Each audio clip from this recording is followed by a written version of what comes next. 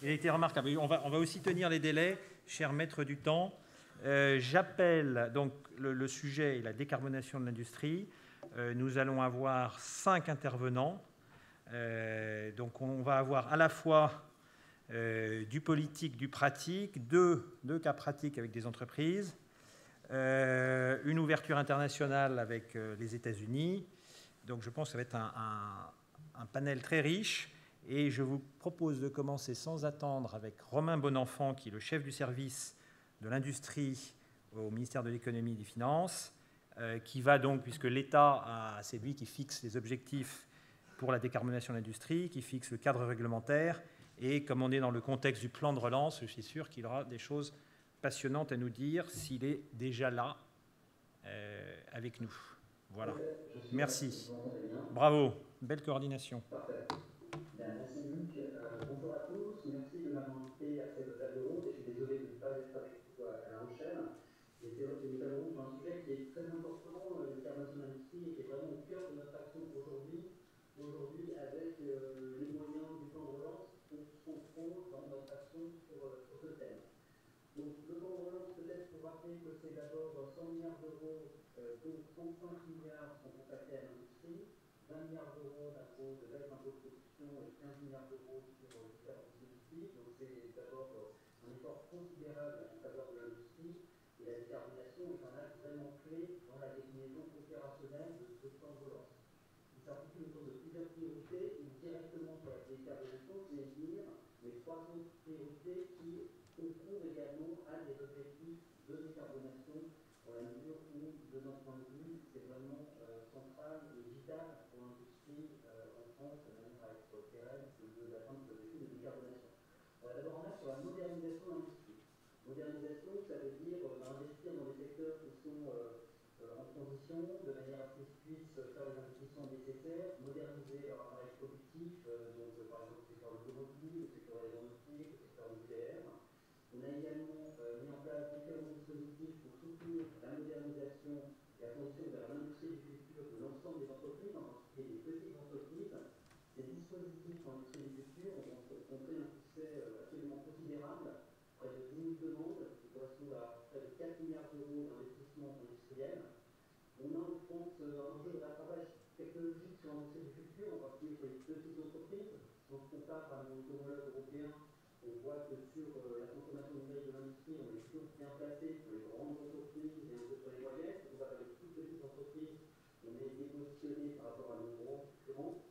Donc on a pu voir avec les notes de relance que les entreprises françaises se saisissent de ce dispositif et font effectivement une demande d'investissement en faveur de l'industrie du futur. Donc ça concourt bien aux objectifs de décarbonation parce que, évidemment, la première action de décarboner, c'est d'avoir un appareil productif comme EDF qui utilise des machines à l'état de l'art avec des technologies numériques qui permettent de baguetter la matière, d'être efficace, d'avoir des procédés qui sont efficients d'un point de vue énergétique. On sait que pour réaliser cette transformation, il faut tout un écosystème qui fonctionne, et qui aujourd'hui pas encore très bien structuré, on est en train de le faire. Donc on est en train de mettre en place une filière des solutions pour l'industrie du futur.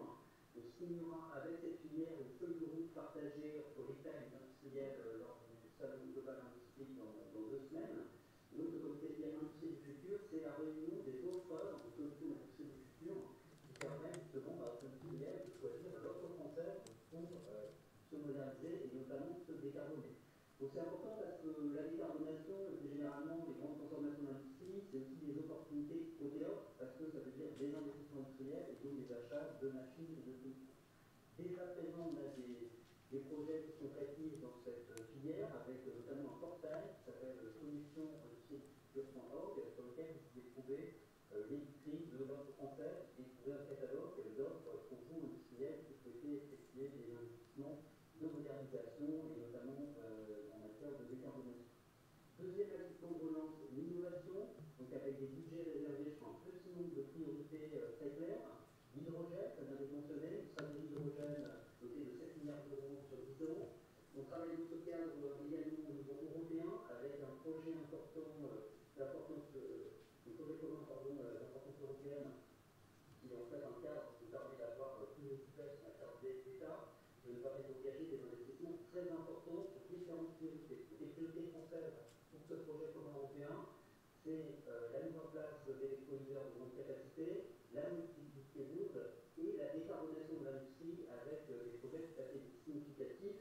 On est en échange avec la Commission européenne, c'est un processus de validation, et au terme de tout ça, on espère d'ici la fin de l'année, on aura un budget d'1,5 milliard d'euros qu'on pourra consacrer à ces différents projets. On peut traduire par de la décarbonation très concrète sur un certain nombre de grands projets. Innovation avec d'autres stratégies qui concernent directement nos décarbonation, je citerai les batteries, également une stratégie qui va concerner l'offre de décarbonation. Comme je le disais précédemment, on a aussi une opportunité avec ce mouvement de décarbonation pour avoir des matériels efficaces, structurer une offre avec des machines, des équipements qui nous permettent de réaliser cette décarbonation. Troisième axe du plan de relance, la relocalisation. On a vu à l'occasion de la crise, et on voit au démarrage un peu dispersé de l'économie, qu'on ne peut pas toujours se reposer sur les chaînes de valeur mondialisées, notamment pour des intrants qui sont critiques. Et donc, dans le plan de relance, on investit sur des secteurs qui nous paraissent clés pour assurer la résilience de notre économie.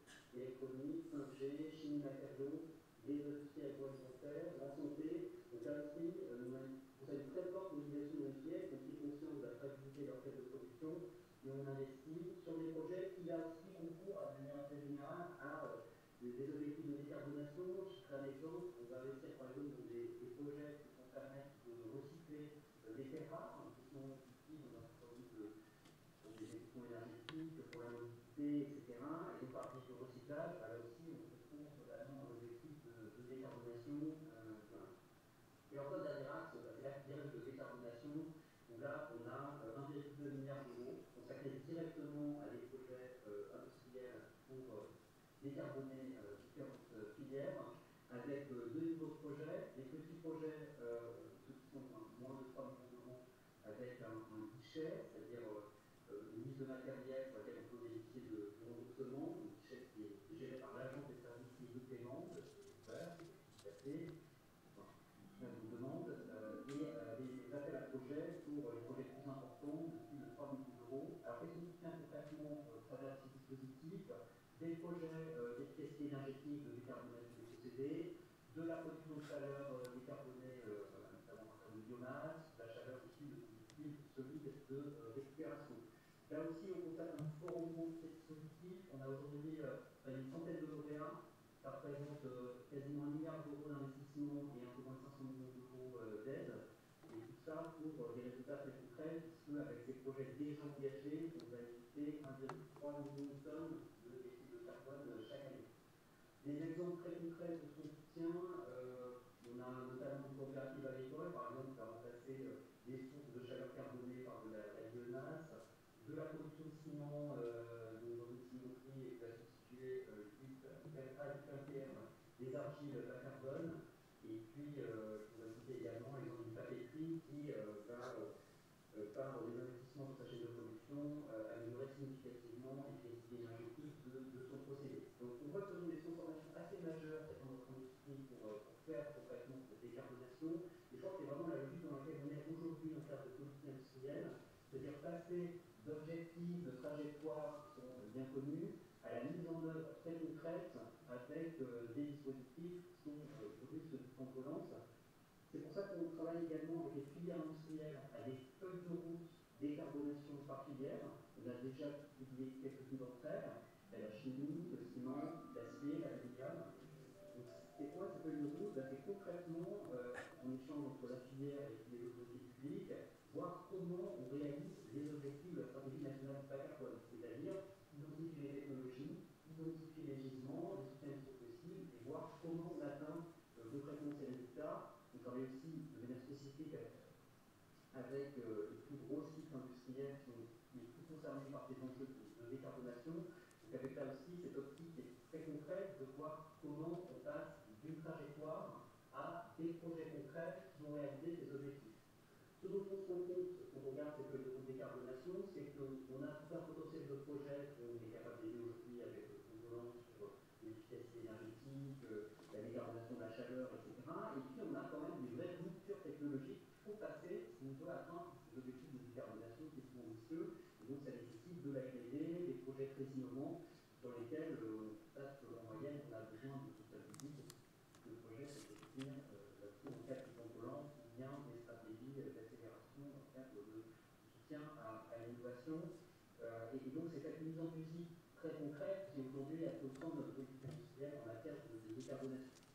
Au-delà du plan de relance, on a également un environnement réglementaire qui est développé sur les défis de décarbonation.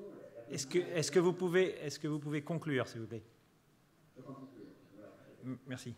Avec ces propositions pour rendre opérationnels les objectifs renforcés de décarbonation au niveau européen, donc je cite dans ce paquet cette proposition qui est le mécanisme d'ajustement carbone aux frontières qui va permettre de quelque part d'établir l'équité entre les industriels qui sont dans l'Union européenne dans certains secteurs et ceux qui sont en dehors par la gestion du carbone pour l'importation. Ça sera ciblé sur quelques secteurs aujourd'hui, mais c'est vraiment une démarche qui est tout à fait prometteuse. Donc en conclusion, la décarbonation, c'est un enjeu central dans le plan de relance, et plus concrètement dans notre politique industrielle sur le plan général. Nous, notre point de vue, c'est que c'est un enjeu vraiment existentiel pour l'industrie, c'est-à-dire qu'on voit apparaître, et les champs de présentation dans les industriels à ce sujet, une forme de compétition pour la décarbonation, c'est-à-dire qu'on voit que la décarbonation, c'est ça qui va faire la concurrence sur l'énergie. Merci beaucoup. Donc vous êtes merci. Après ce tableau très clair, très opérationnel et très complet, la vision de l'État, je vous propose de passer avec Karine Vernier, qui est directrice générale d'Inno Énergie France. Elle va nous expliquer ce dont il s'agit. Donc il y a une expérience de plus de 20 ans dans le secteur énergétique. Une perspective, nous donner une perspective européenne dont je ne doute pas qu'elle soit elle aussi opérationnelle et concrète.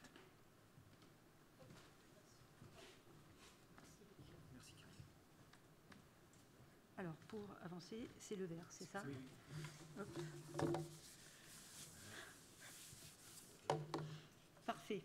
Merci. Bonjour à tous. Juste avant de commencer mon exposé, ce qui me semble important sur la décarbonation de l'industrie, c'est de rappeler les grandes masses. Aujourd'hui, c'est environ 18-20% des émissions de CO2 dans le monde. Ça représente donc quand même un enjeu absolument majeur. En France, c'est un contributeur extrêmement important en termes de secteur.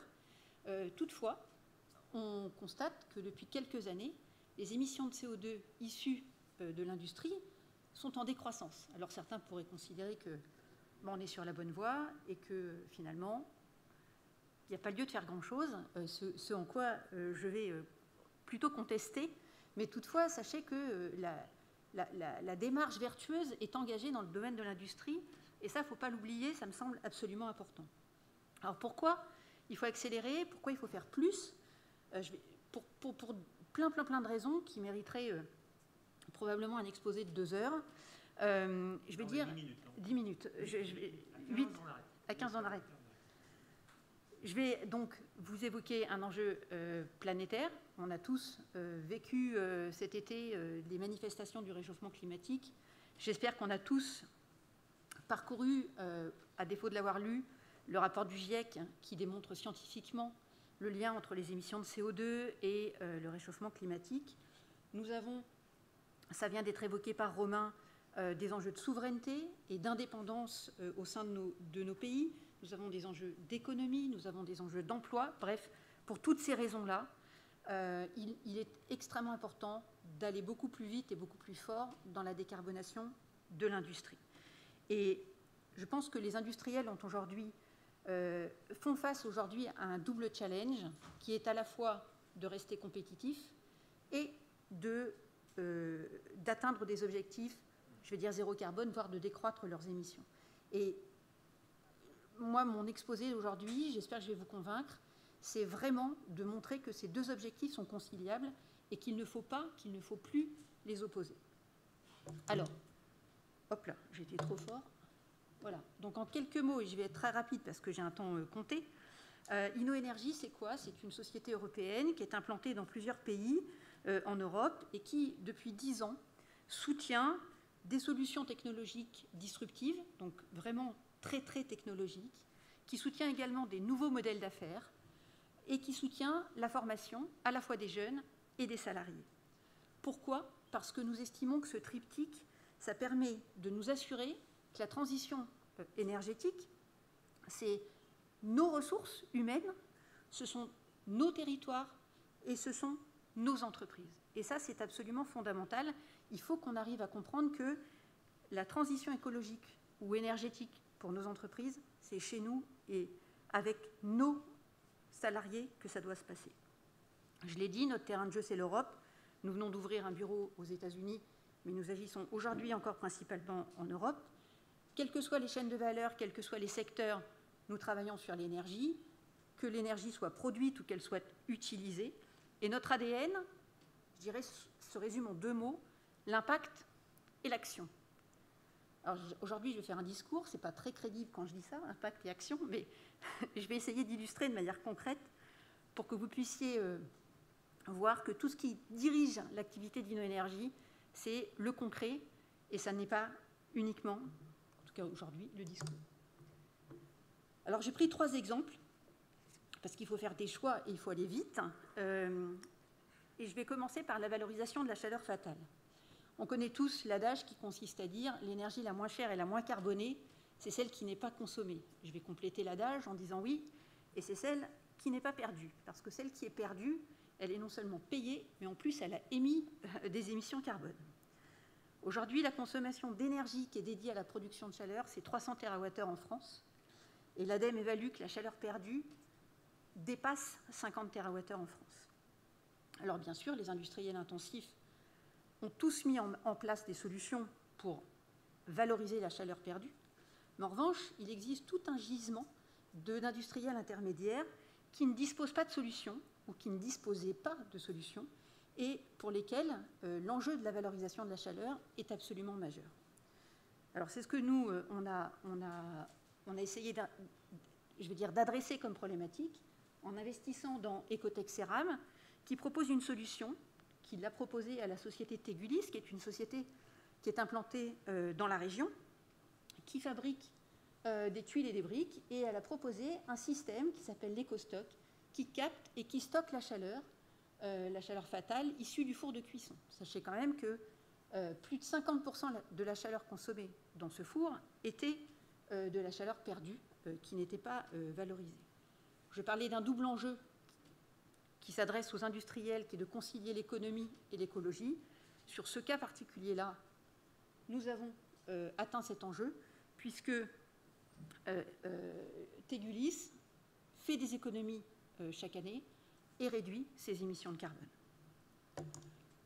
Troisième exemple dont je veux vous parler, c'est la valorisation des déchets dans une logique d'économie circulaire. Je vais parler principalement des boues. Il y a plein d'autres sujets dans l'économie circulaire, mais je vais parler des boues humides. Ce sont des coproduits industriels, le traitement des eaux usées, l'industrie papetière, l'agriculture, toutes les activités de lavage et de nettoyage. Qu'est-ce qu'on fait de ces boues aujourd'hui ? Dans la majorité des cas, on les incinère. Il faut savoir quand même que ces boues contiennent 85% d'eau, donc ça consiste à incinérer de l'eau. C'est franchement pas très efficace. Oh là là, il faut que j'évite. On peut également les stocker, ces boues, mais ça met très longtemps à se dégrader, ça émet des gaz à effet de serre et ça génère de l'odeur, des odeurs que je vous laisse imaginer. Et puis, donc, il y a une valorisation biogaz qu'on connaît tous. Et enfin, les dernières innovations technologiques permettent de faire de la carbonisation hydrothermale. C'est ce qu'on a fait en investissant dans l'entreprise Segreen, qui est une société suédoise.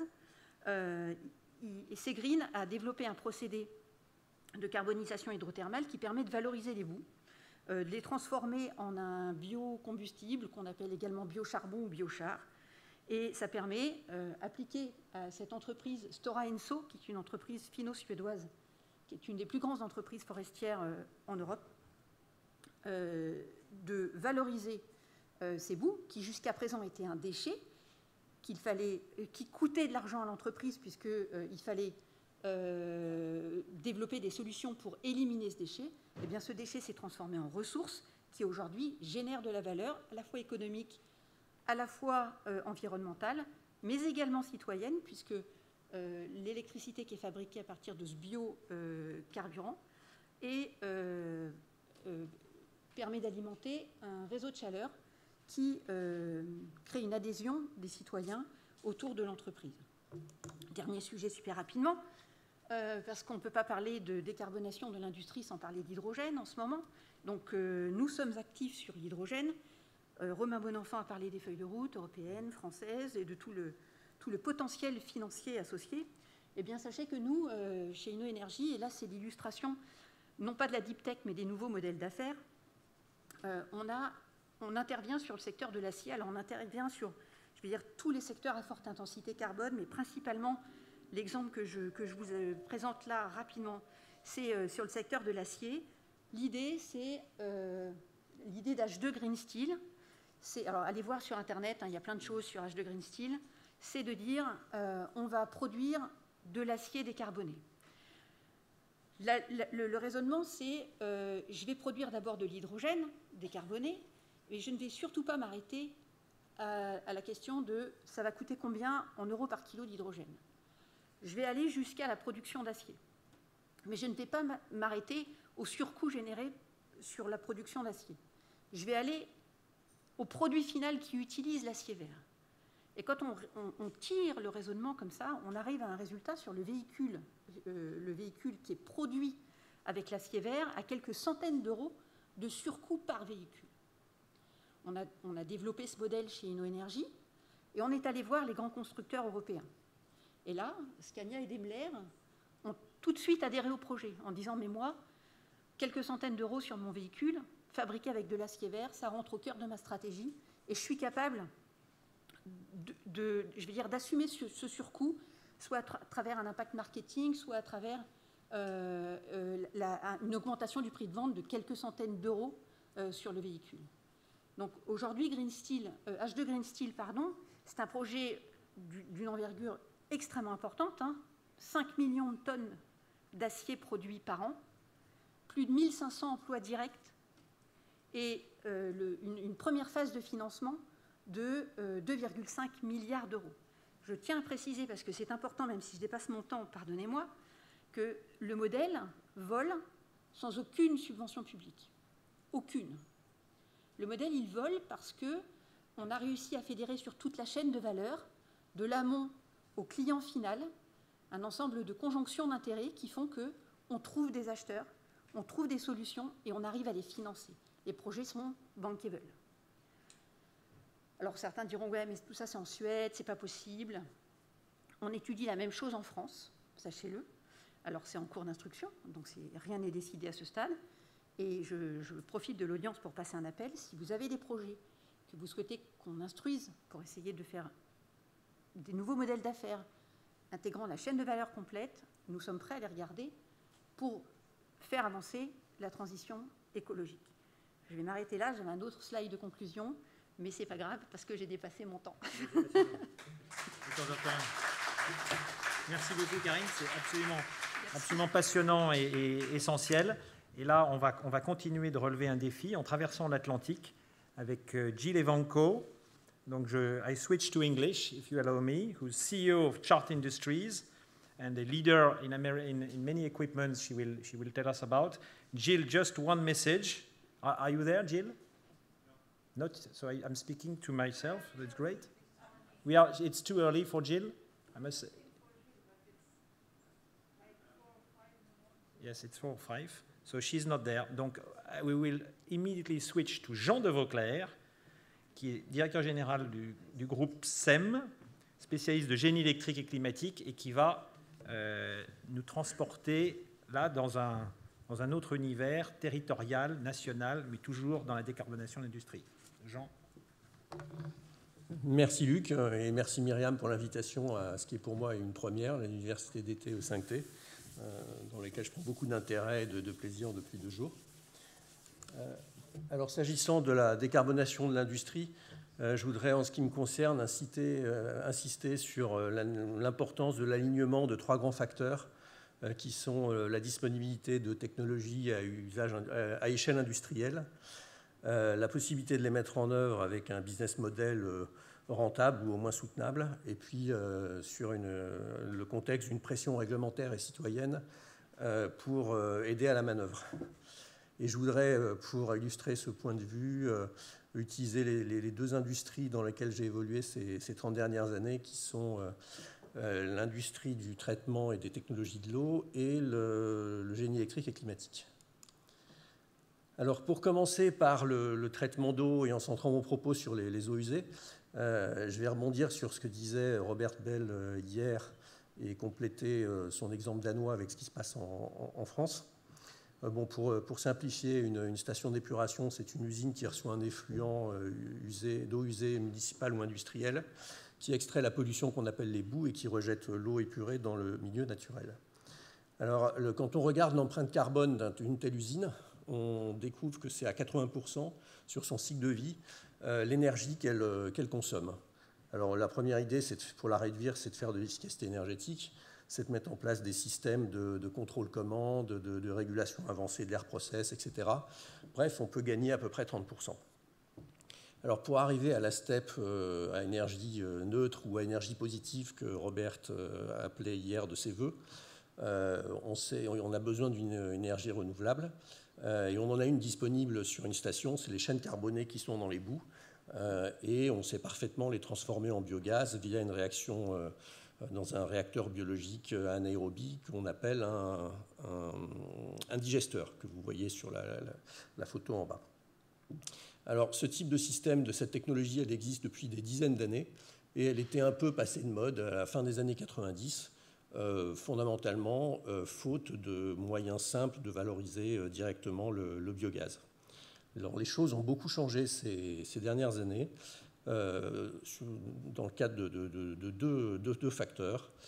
D'abord, la pression sur ces sujets du carbone a atteint bien sûr l'industrie du traitement de l'eau. On parle d'équipements publics, a fortiori avec des équipements publics qui ont une vocation environnementale. Donc bien sûr, ils se doivent d'être exemplaires en termes d'empreinte carbone.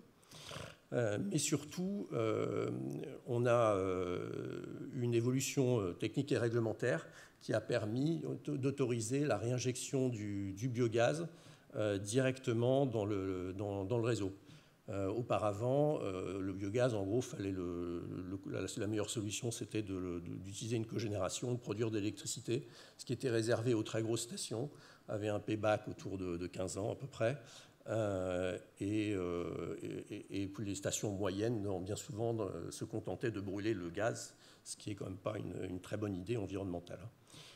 Donc la réinjection du gaz, l'utilisation, la multiplication aussi des usages du biogaz a permis de considérablement améliorer le business model de cette technologie qui trouve aujourd'hui une nouvelle jeunesse et depuis 5 ans, on voit de plus en plus les upgrades dont parlait Robert Bell sur des stations pour mettre en place ces technologies. Donc la transition écologique dans cette industrie, elle est bien en marche et c'est bien l'alignement de ces trois facteurs qui en a été le game changer.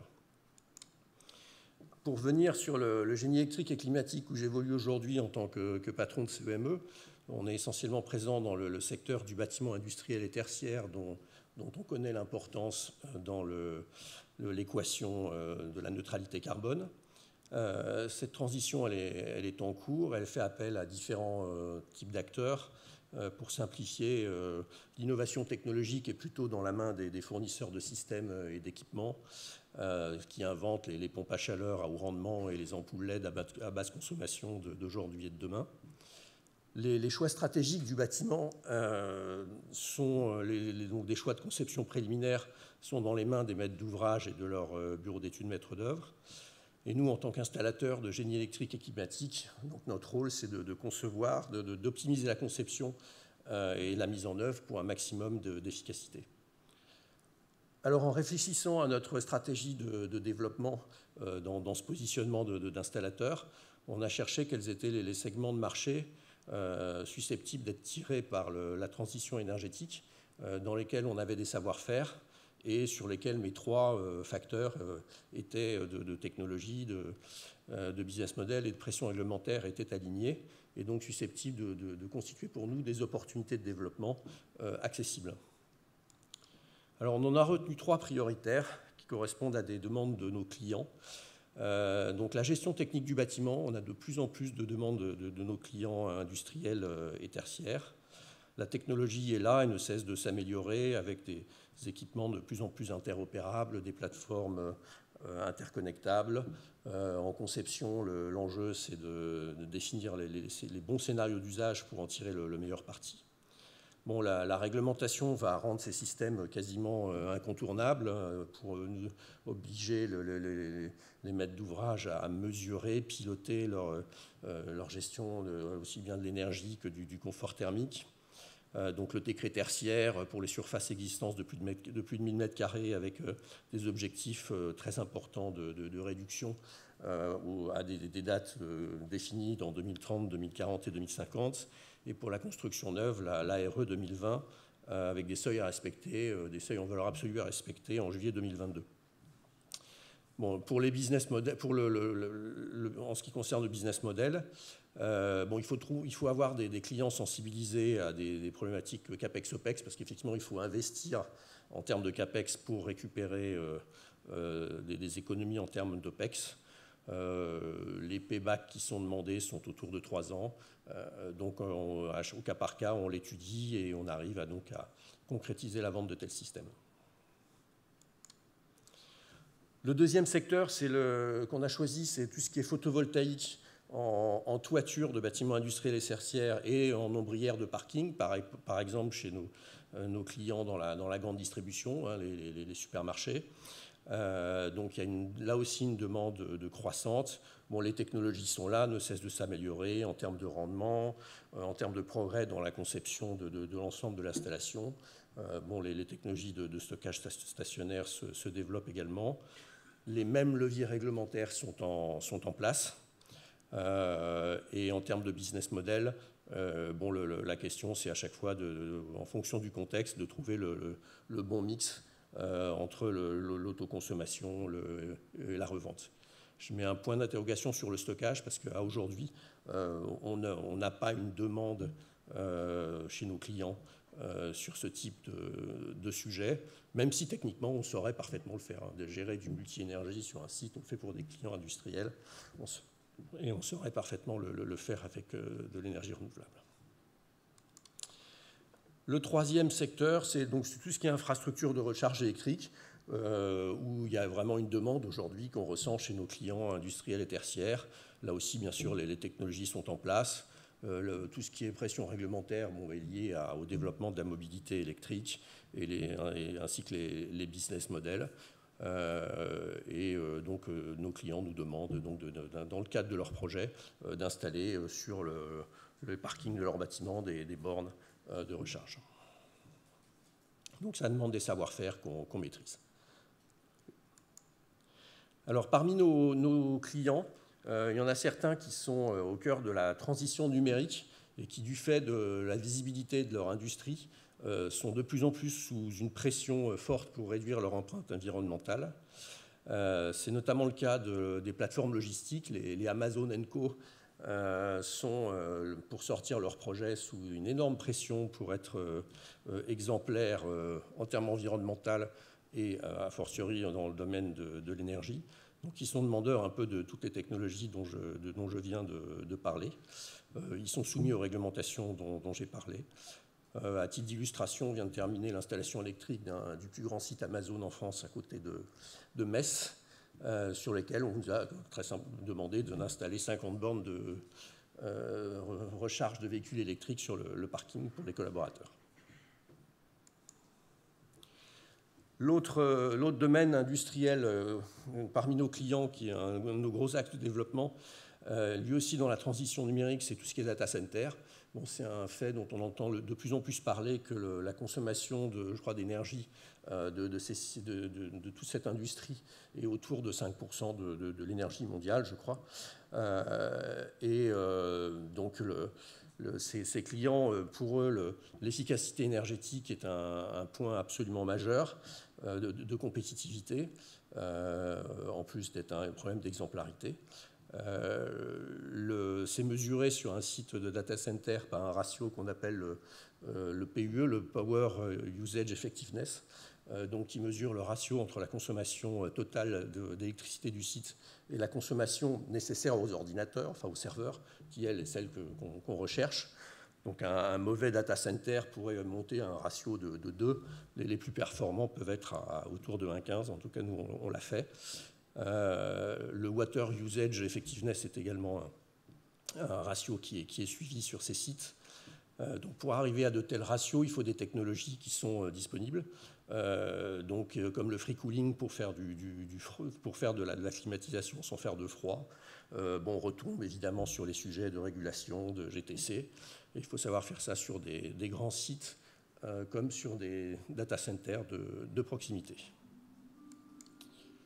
Voilà, enfin, pour être tombé dans l'hydrogène en 2016, en accompagnant McPhee pendant 2 ans, et notamment avec Luc, Myriam.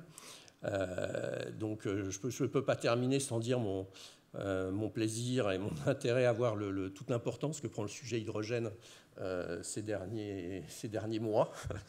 Nous,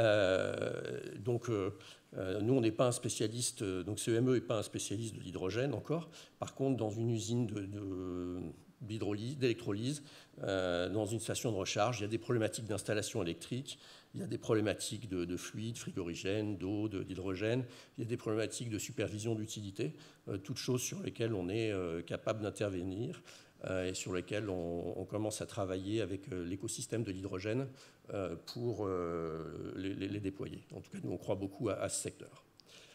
Voilà, donc j'en termine en conclusion pour dire que pour nous, installateurs de génie électrique et climatique, la transition énergétique chez nos clients, elle est bien en marche et c'est pour nous une opportunité de business combinée avec la possibilité de développer ce business dans un contexte de quête de sens. Merci pour votre attention. Merci beaucoup Jean pour cet exposé aussi très, très complet qui nous amenait avant l'hydrogène. On a bien vu le fil directeur vers le digital et le numérique et ce qui est l'objet de la prochaine intervention de Benjamin Duthil, s'il peut nous rejoindre, qui est directeur scientifique adjoint de l'Institut du numérique et qui va donc nous montrer que la décarbonation de l'industrie, c'est l'énergie, mais c'est aussi le digital. Merci Luc. Bonjour à toutes et à tous. Donc Benjamin Duthil. Donc moi je vais profiter de cet instant pour vous parler de numérique responsable. Depuis ce matin, c'est vrai que j'entends dans quasiment tous les discours que le numérique c'est quand même l'épine dorsale de notre société. J'entends beaucoup d'IT for Green. On va utiliser l'IT pour nous aider à rendre les choses plus green. Donc, mon prédécesseur parlait justement de toute la GTB qui va permettre de gérer le bâtiment, de la régulation, etc. Derrière tout ça, c'est du matériel IT, des serveurs, des écrans, des systèmes d'impression, etc. Donc le numérique aujourd'hui, c'est à peu près responsable de 4% des gaz à effet de serre. D'accord, donc c'est à peu près l'équivalent de l'aviation civile, pour vous donner un petit ordre d'idée.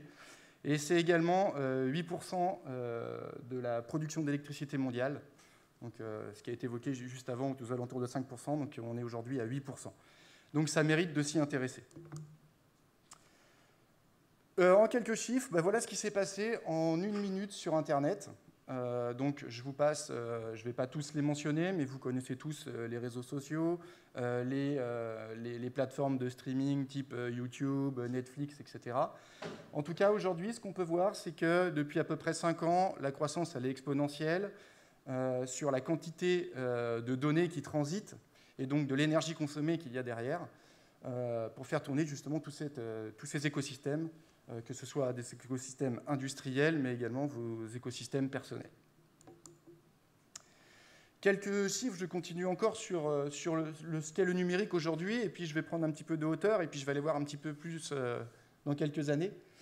Et si on regarde, là, vous avez quelques chiffres, par exemple, Intel, pour ceux qui ne connaissent pas, c'est un des leaders autour des puces microprocesseurs et plein d'autres choses, qui ont fait une estimation sur la quantité de données qui sera générée par un véhicule autonome.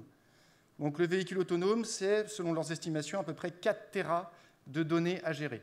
Donc gérer des données, c'est leur confidentialité, toutes les problématiques de sécurité, mais aussi tout le transport de ces données. On est encore dans une thématique de transport avec des supports différents, mais en tout cas, la notion de transport est encore là. Et en plus, le stockage, l'interprétation, qui est due au traitement d'images, etc., avec toute l'énergie qu'il va falloir justement pour automatiser tous ces systèmes. Un autre exemple, c'est la Smart City. Je ne pense pas que ce soit la peine que j'en parle, parce que vous êtes quand même plutôt plus au fait.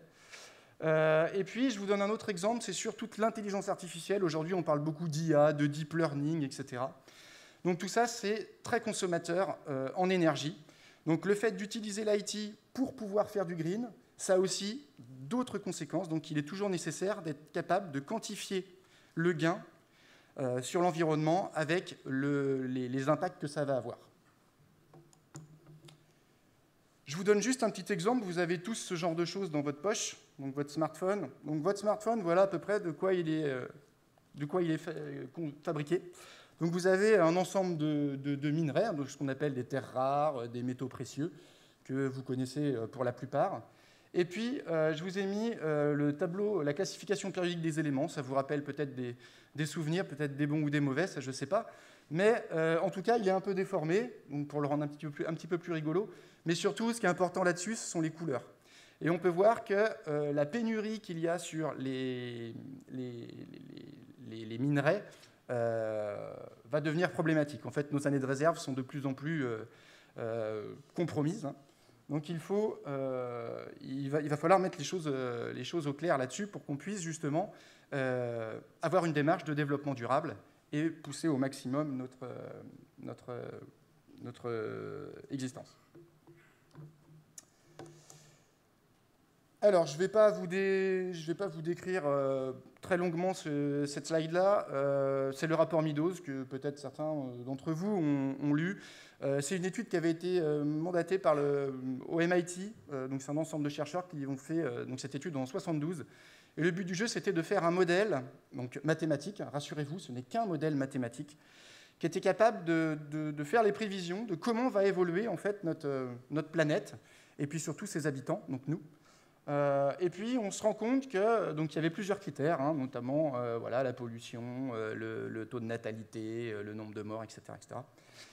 Et là, je vous ai mis donc, le modèle en pointillé et la réalité des choses que vous voyez en gras. Et le modèle est plutôt fidèle, donc il y a quand même des choses qui sont un petit peu divergentes, quoique, notamment sur les ressources non renouvelables, puisqu'en fait, on a trouvé des nouveaux gisements, etc., des nouvelles techniques, gaz de schiste, etc., qui aujourd'hui nous permettent d'augmenter un petit peu notre capacité énergétique.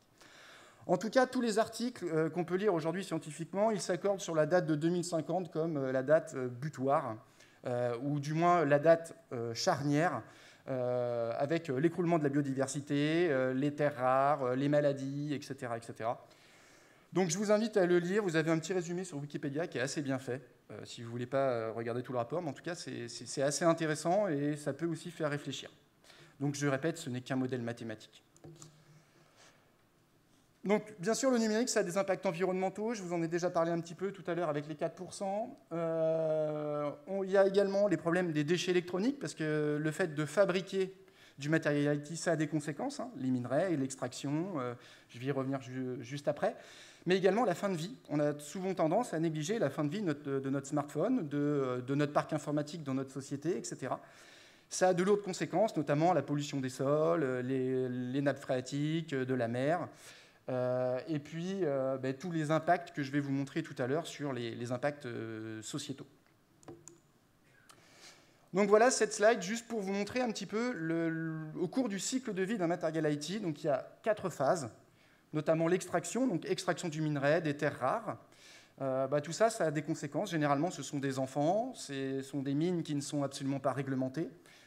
Donc il y en a quand même, hein, de plus en plus. Et généralement, ces mines-là sont toutes militarisées, puisqu'en fait, les ressources sont extrêmement sensibles, puisque l'industrie de l'électronique est très, très gourmande et réclame de plus en plus de ressources, de matières premières. Au niveau de la fabrication, donc là, vous avez quelques images sur comment on fabrique, par exemple. Ces images-là proviennent de chez Foxconn. Donc Foxconn, c'est un fabricant de votre téléphone, par exemple, qui fabrique l'iPhone. Donc pareil sur l'utilisation, vous avez plein de conséquences, hein, notamment le repliement sur soi, etc., sur l'utilisation du matériel IT, et le recyclage, donc la photo parle d'elle-même. Donc ce sont des décharges à ciel ouvert, avec des enfants, etc., donc tous les problèmes sanitaires qui sont liés avec. Donc le numérique, c'est aussi ça. Les impacts politiques, j'en parle très très vite, notamment le Cloud Act, je ne sais pas si vous connaissez. La NSA, aujourd'hui, a le droit d'aller consulter dans tous les GAFAM toutes vos traces électroniques et donc de savoir exactement ce que vous faites. Voilà, donc je passe très rapidement l'impact politique sur les matières premières avec les terres rares, la Chine. Voilà, donc on voit qu'aujourd'hui, la pénurie, donc je ne vous dis pas que ça va être la Troisième Guerre mondiale, mais voilà, il y a en tout cas un réel enjeu sur ces matières premières.